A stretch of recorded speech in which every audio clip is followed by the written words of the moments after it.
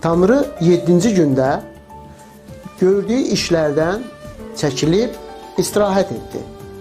Və bu gündə bizim üçün mühüm olan bir gündür ki, biz 7-ci gündə 6 gün işlədiyimizin sonunda 7-ci gündə istirahət etməliyik. Nəyə görə? Çünki biz bilməliyik ki, Tanrının istirahət etməyə ehtiyacı yoxdur.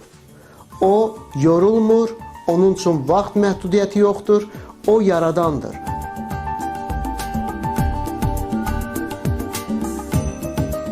Tanrıya inanan hər kəs bilməlidir ki, onun 6 gününü Tanrı bərəkətləndirir.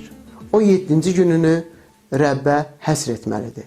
O gündə Rəbbin kəlamına qulaq asmalıdır və müqəddəs kəlamlardan oxumalıdır, dua etməlidir və kəlamdan yeni xoş sözlər eşitməlidir.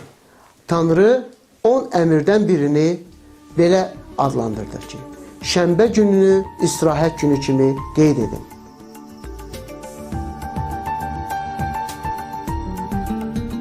Nə qədər insanlar var bu gün əziyyət çəkirlər. Onların rahatlıqları yoxdur, dinclikləri yoxdur. Bu günləri Rəbb sizi rahatlığa çağırır. Necə müqəddəs kəlamda İsa Məsih dedi: "Ey yükləri ağır olanlar, mənim yanıma gəlin. Mən sizə rahatlıq verərəm."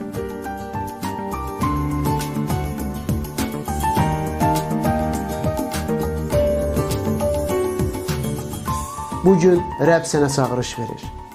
Mənim yanıma gəl. Mən səni gözləyirəm. Mən sənə rahatlıq verəcəyəm. Mən səni sevirəm. Əziz tamaşaçılar, Tanrı sizə rahatlıq vermək istəyir. O istəyir ki, sən onda dincələsən.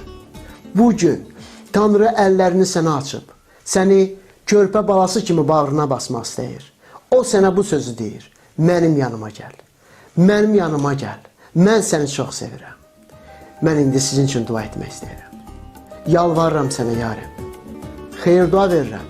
Bizi dinləyən hər kəsə, onlar üçün dua edirəm. Ya Rəbbim, İsa ismi ilə bugün yükləri ağır olanlara sən xeyir dua ver. Mənəvi əziyyət çəkənlərə rahatlıq ver, ya Rəbb. Kimsə depressiyadadır, kimsə stressdə azad ola bilmir. Qoy indi İsa Məsih ismi ilə azadlıq gəlsin. Ürəklərinə sülh gəlsin, dinclik gəlsin. Rəbb İsa Məsih ismi ilə xeyir dua verirəm. Amin. Sağ olun, hörmətli tamaşaçılar. Tanrı sizinlə olsun. Tanrı sizi çox sevir və o sizi hər zaman gözləyir. Xeyir dua ilə qalın.